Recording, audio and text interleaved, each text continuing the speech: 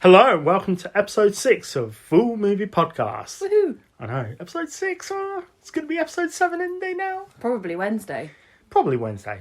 Anyway, who are you? I'm Freya. Who are you? I'm Matt. Huzzah! What film are we talking about today, Matt? Well, today we're going to be doing the 1988 live action / animation fun-filled classic film that is Who Framed Roger Rabbit? Toon star Roger is worried that his wife Jessica is playing patty cake with Patty someone cake. else. So the studio hires Detective Eddie Valiant to snoop on her. But the stakes are quickly raised when Marvin Acme is found dead and Roger is the prime suspect. Directed by Robert Zemeckis, who directed Back to the Future trilogy. By the way, Back to the Future Part 2, there's a scene where they're going in tunnel. Yeah. Yes, with the hoverboard. Yep. It's the same tunnel that was used in Who Framed Roger Rabbit. He also did the brilliant film Death Becomes Her. Mm. The amazing film and Oscar winner, Forrest Gump. Yeah, sure. It was originally written as a novel called Who Censored Roger Rabbit by Gary K. Wolfe. Mm. It was also written by Jeffrey Price, who did not some great films, if I'm honest. He did the Shrek the Third. Oh. That's not the best one. No. The Grinch, the Jim Carrey one. Meh. Yeah, not great. Yeah. And the worst one, Wild Wild West. Oh, I liked that film. Do you? Well, I mean, I did like it when I was small. When you were blind. When I was blind and deaf. So, what's so great about it? Everything. Everything. Yep. That's it. Thanks a lot, folks. See you for episode 7. No, I mean, it's so well done. And I don't mean so well done for the 80s, I think. What's well done? The integration of the live action and the cartoon characters. It just works so well, and because they are cartoons, they're not trying to convince you that these are real characters. Sure. They're meant to be cartoons, so it helps you suspend the disbelief that they're not they don't exist in the real world. Sure. Well, you mentioned about the integration between them. That's something that I really want to praise about this film, because I'm not going to be mean about it. I'm not going to say the special effects were rubbish, because the CGI was it was okay. I mean, it was good for its time. Obviously, we've come a long way since then. You know, we can get live action characters such as animated characters like Groot or Rocket Raccoon. You know, but the thing that I have to praise the most about this is the wire work in it, because there's scenes where the weasels come into the apartment and they're holding guns, and you can see the guns floating. Those are all on wires. When the cartoons characters interact with the live action characters and they're tugging at the shirts, those are done with wires. Yeah. I just think that is brilliant. To watch it like we did this week, I noticed it and I was just flabbergasted with how good that was. It's really well done. You know, it really works. And it doesn't look too clunky. No, it doesn't. So, what's your favourite scene? Well, so we're not going to do favourite lines. Oh, why not? Because we have one line and it's the same one. Yeah. Well, what's your favourite line? Our favourite line is, "I'm not bad, I'm just drawn that way." See, I reckon you could do Jessica Rabbit. That came across wrong. But, but anyway. Okay, favourite scene. Move along.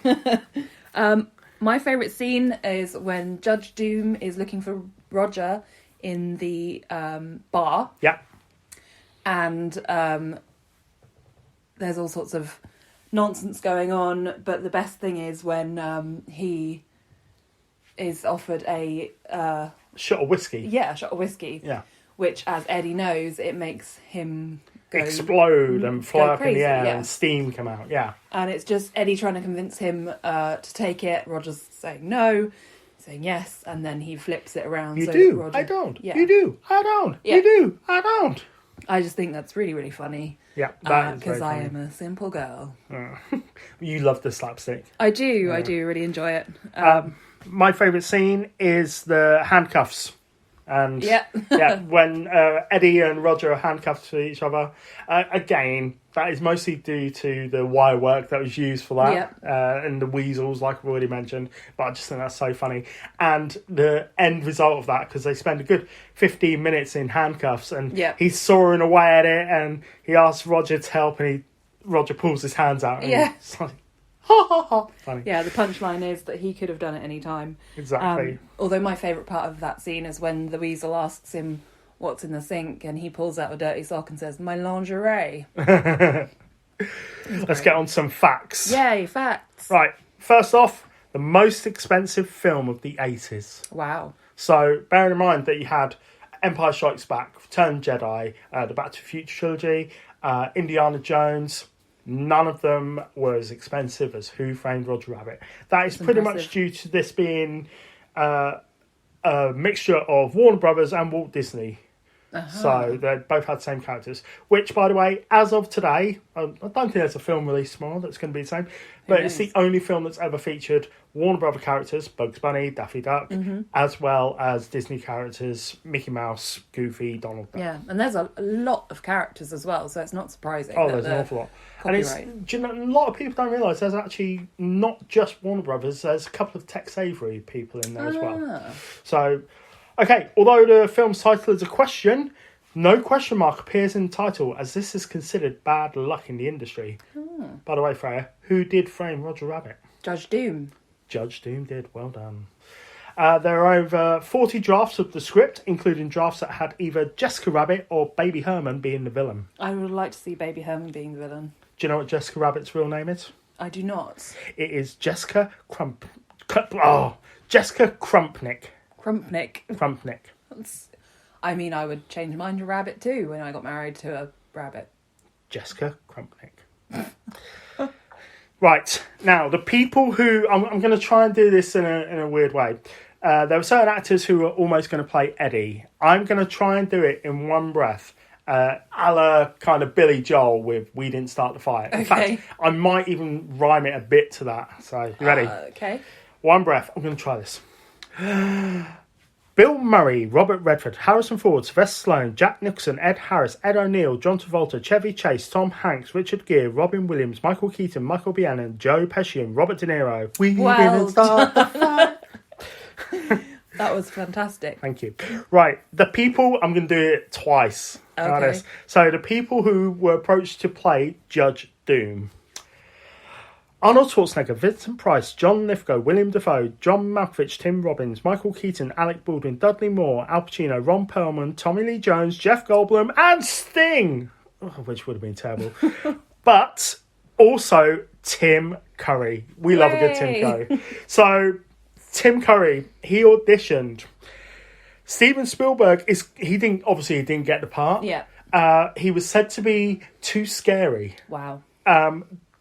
Great quote from Steven Spielberg, who said, "It's as if the lights disappeared when he entered the room."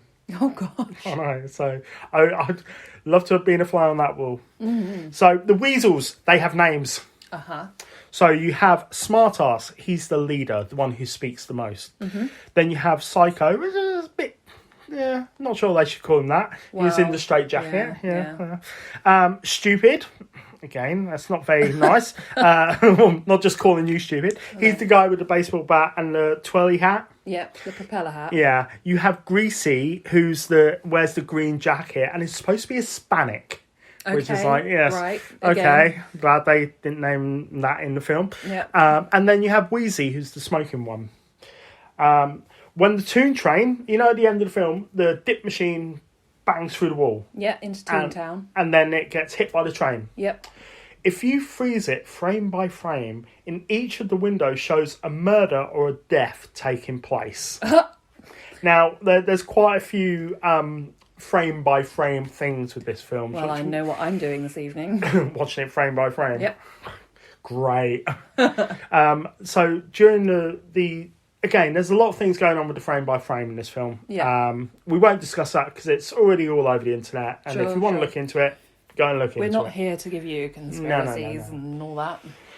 In one of the early versions of the script, Judge Doom was revealed to have been the one who killed both Eddie's brother yes, and the Acme gay Acme guy. Yep. What's his name? Marvin Acme. Marvin Acme. But he also killed Bambi's mother. I definitely believe that. Yeah, and that's all my facts. Those are some good juicy facts. Yeah. I'm sad that Tim Curry was too scary to play Judge Doom, but actually, what's his name? Judge Doom. Judge Doom. And Christopher Lloyd. Christopher Lloyd, Yeah. thank you. He's scary enough. Thank He you. is pretty freaky. Thanks very much. I mean, that ending, we watched it today. Yes.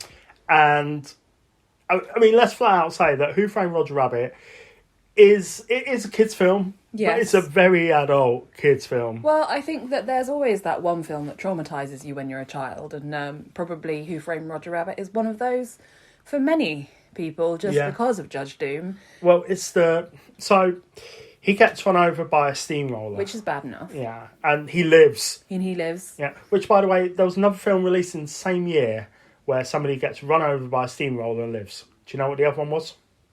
No. A Fish Called Wanda. Of course. So, yes. Sorry. Sorry, I have nothing but facts. Just the facts, my Full dear. of facts. Right. But yeah, he is so freaky. He blows himself back up with helium. Yeah. And his eyes pop out. Yeah. But his real eyes are underneath. Yeah. And they're just these hypnotic red and yellow and just freaky eyes. It is scary. And gradually, because obviously, as it's revealed after he gets melted, he wasn't, human at all. He was wearing a rubber mask, and it's just so gross. It is. Did you, when he's melting, he quotes Wizard of Oz. Yeah. It's like, what a world. Yeah. Yeah, so it's like, yeah. But yes, it is, that whole end bit is quite freaky. So, yes. Yeah. So, do we like the film? I like it very much. I like it love too. all the, pop culture references. It's obviously just our kind of film with that sort of thing happening. And it's very funny, at the same time almost having a film noir quality to it. It's brilliant. Good. And we recommend it. In fact, actually, I will say that if you haven't seen it for a while, give it a watch because it holds up. It's always good with this kind of film because you tend to notice, almost every time you watch it, you notice something new. Yeah, exactly. But yes, we recommend this film. So, we got some thanks to say. Who have we got to say thanks to? We got to say thanks to Han Solo, who Good name. Who gave us our first review on Apple Podcasts. He reviewed us. He gave us a 5-star rating. Oh, right. Five-star rating. So if anyone else wants to give us a review or a rating, please do, because that'll help us very much. That'd be lovely. Just go on to Apple Podcasts and type in Full Movie Pod and then just please give us a review because it helps spread the word. Yeah. I hear on the end of every podcast they say that. We're just doing this because that's what they tell us to say. Yeah. And what I'd also suggest, if you see anybody with an iPhone, like on train or in the street, just grab it and then do it from their phone, Yeah. Commit a crime. Commit crimes for us, please. That'd be nice. Thank you. It was not too much to ask. Yeah. So if you do want to get in touch, you can reach us via email on fullmoviepodcast@gmail.com. Twitter, we're at fullmoviepoduk. Mm-hmm. And on Instagram, we're at fullmoviepodcast. We're at Full Movie Podcast, thank you. Which is probably the best way to get in touch with us. I think, we're definitly... Yeah, Matt's always on Instagram, dude. Yeah. I mean, it has to be said that I do chat to quite a few people who listen to this. I forgot. We've got to give a big thanks to Kev, who let me ask a question on Facebook, where the listeners and readers of the Facebook We Need to Talk About Ghosts, they gave us so many ideas. So thank you so very much for all of brilliant. them. Yeah, that was fantastic. So, and thank you for Jerry and Lacey for being Jerry and Lacey. Being highly amusing. They are amusing. And Jerry's getting into the football. Oh, gosh. Lacey, not so much. She's getting into boxing. Publicly, I apologise to Lacey for getting Jerry into football. That's English football. I think that's about all we've got time for. Listen to us on Apple Podcasts, Spotify, Google, Deezer, everywhere. Basically we're everywhere. Yeah. Next week, we will be doing the 1991 surfer action film Point Break. We're doing Point Break. So we hope you'll tune in for that. On Wednesday. On Wednesday. That's all, folks. Cool.